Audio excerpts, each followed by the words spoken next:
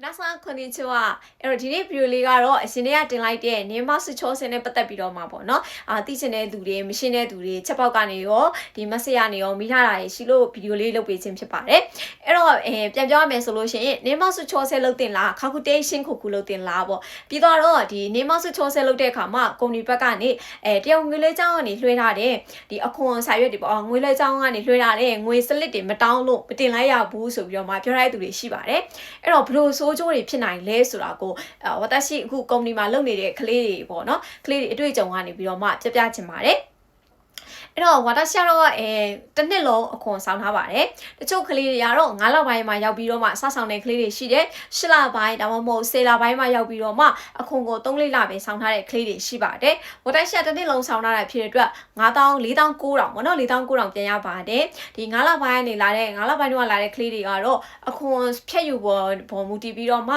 ဂျပန်ကိုအတူတူရောက်ပေမဲ့เนาะတယောက်ကကြတော့အခွန်တွေအများကြီးဖြတ်ယူထားတာဖြစ်တဲ့သူက4000ကျော်ပြန်ဝင်ပြီးတော့ကျန်တဲ့ကလေးတွေကတော့3000ကျော်ပြောင်းဝင်ပါတယ်ရောက်တာကတော့ဂျပန်ကို9လပိုင်းရောက်တာဖြစ်ပါတယ်နောက်ပေါ့နော်ဒီ6လပိုင်းရောက်တဲ့ကလေးတွေနောက်10လပိုင်းရောက်တဲ့ကလေးတွေဆိုလဲတူတူပါပ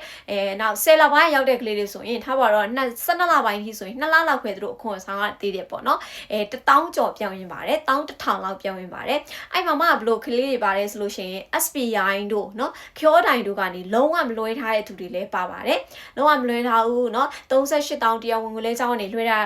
းတပြားမှမလွှဲထားတဲ့ကလေးတွေပါတယ်ပေါ့အဲ့ကလေးတွေလည်းဒီနေမဆုချောဆဲလုပ်လိုက်တဲ့အခါမှာပတ်စံပြောင်းဝင်လာတယ်အဲ့ဒါဘာကြောင့်လဲဆိုလို့ရှိရင်ကိုအခွန်ဆောင်ထားတာမှုလို့ပြောင်းဝင်လာတာဖြစ်ပါတယ်အဲ့တော့ဒီ38000ဆောင်ထားတာကဘယ်မှာအကျုံးတော့ဝင်မလဲဆိုလို့ရှိရင်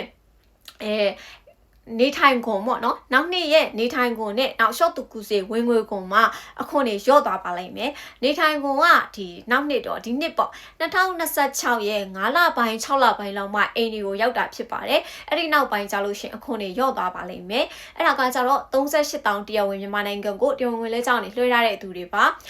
နောက်ပြီးတော့ပေါ့နော်အဲ့လိုမျိုးနေမဆုချောဆဲကုမ္ပဏီဘက်ကလည်းမတောင်းလို့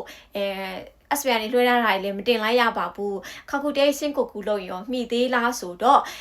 12လပိုင်းမှာအဲ့လိုအခွန်တွေဆောင်ပြီးတဲ့အခါမှာတချို့ကုမ္ပဏီတွေက application ကနေကြည့်လို့ရတယ်လို့တချို့ကုမ္ပဏီတွေကလာစာ slip မှာထည့်ပေးတဲ့ဂင်းစင်းချောရှူရှော့ဆိုတာရှိပါတယ်အဲ့ဒီ slip လေးမှာပြန်ရတဲ့ခါကြည့်ပါ0ဖြစ်နေတဲ့သူတွေရှိသလို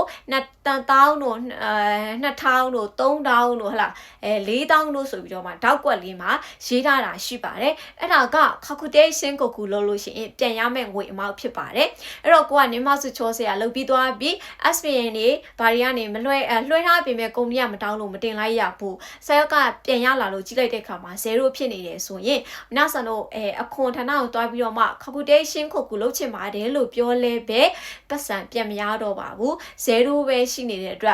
်လုပ်ဖို့မလိုပါဘူးဆိုပြီးတော့မှပြန်ရစရာပတ်စံမရှိပါဘူးဆိုပြီးတော့မှနောက်ဆန်တို့ပြောလိုက်ပါမယ်ပြောတဲ့အခါမှာကိုကဒီတရားဝင်ငွေလဲကြောင်းကနေလွှဲထားတာတွေအထောက်ထားတွေသူတို့တောင်းလို့ရရင်တော့ပေါ့နော်တောင်းတဲ့ခါကျရင်တော့ပေးလိုက်ပေါ့ကဲလို့အဲ့ဒါကြီးလည်းမလိုပါဘူးလို့ပြောလိုက်ရင်တော့皆さんတို့နှစ်ခါနစ်နာပါတယ်ဘာလို့လဲဆိုလို့ရှိရင် SPI နဲ့ကျောတိုင်တို့မှာလွှဲထားတာကိုနေပေါဆုချောဆဲလို့တုံကတင်လိုက်လို့ရှိရင်ပတ်စံပို့ပြီးတော့ရနိုင်ခြေရှိတယ်နော်အခွန်တွေလည်းရော့မယ်နေထိုင်ကုန်တွေရော့မယ်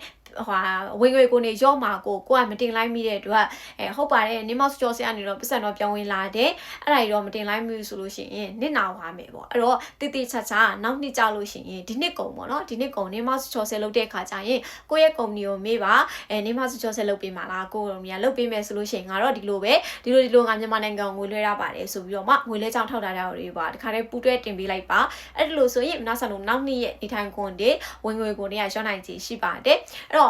့နေမဆုချောဆဲလုပ်ပြီးတော့ပြန်ရလာတဲ့စာရွက်မှာဒီပတ်စံပေါ့နော်ထားပါတော့2000ဖြစ်ဖြစ်ဝါရရှိ2900ရှိပါတယ်အဲ့ဒါကိုcalculation ကိုသွားလုပ်ရင်ပြန်ရနိုင်ချေရှိပါတယ်ပေါ့နော်ဒါပေမဲ့ဝါရရှိတော့သွားမလုပ်တော့ပါဘူးချက်ချစ်ဗီဒီယိုလည်းမေးကြည့်တယ်ဒါကြတော့နေမဆုချောဆဲလုပ်ထားတဲ့လူတွေ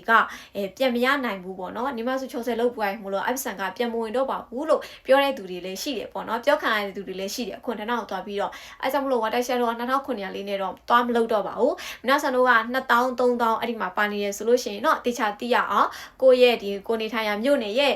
ပေါ့နော်မြို့နယ်ရုံအခွင့်အရေးကိုတွားပြီးတော့မှမေးကြည့်တင်ပါတယ်အဲ့တော့အဓိကမှာချင်တာကတော့နင်းမဆုချောဆဲကိုလုပ်ဖြစ်အောင်လုပ်ပါအဲ့တော့ SPI နဲ့ပဲလွတ်လွတ်ခေါ်တိုင်းနဲ့ပဲလွတ်လွတ်ဘာနဲ့မှမလွဲထားဘူးဆိုတဲ့သူတွေရောနင်းမဆုချောဆဲကို12လပိုင်းကုန်တာနဲ့လုပ်ဖြစ်အောင်လုပ်ပါကုမ္ပဏီကမလုပ်ပင်ကိုဖာကိုလုပ်ပါအခွင့်အရေးတွားပြီးတော့ရှောက်လို့ရပါတယ်အဲ့ဒါကိုမှဒီSBI နေလုံးဝเนาะတရားဝင်လဲကြောင်းလွှဲထားတယ်ဆိုရင်တော့ဒီကုမ္ပဏီကမတောင်းလဲပဲငါကတော့ဆွဲထားပါရဲ့ဆိုတဲ့အကြောင်းကိုကုမ္ပဏီဘက်ကိုတေချာပြောပြီးတော့ပူးတွဲတင်ပါအဲ့ဒါမှနောက်နှစ်ရဲ့နေထိုင်ကုန်ရောဝင်ငွေကုန်ရောရောမှာဖြစ်ပါတယ်အဲ့တော့ဒါကိုနားထောင်ပြီးတော့မှမရှင်းဘူးဆိုတဲ့သူတွေပေါ့နော်ကွန်မန့်လေးမှာရေးထားပေးလို့ရပါတယ်နောက်ဝါသက်ရှိပြောတာလိုအပ်တာရှိနေသေးတယ်မကိုက်ဘူးပေါ့နော်ကိုကြုံရတာနဲ့မတူဘူးဆိုလို့ရှိရင်လက်အများသိအောင်share တဲ့သဘောတွေနဲ့เนาะsharing လုပ်တဲ့သဘောတွေနဲ့comment လေးတွေမှာဝင်မှန်းလို့ရပါတယ်ကျေးဇူးအများကြီးတင်ပါတယ်နောက်ဗီဒီယိုမှာဆက်တွေ့ပါမယ် bye bye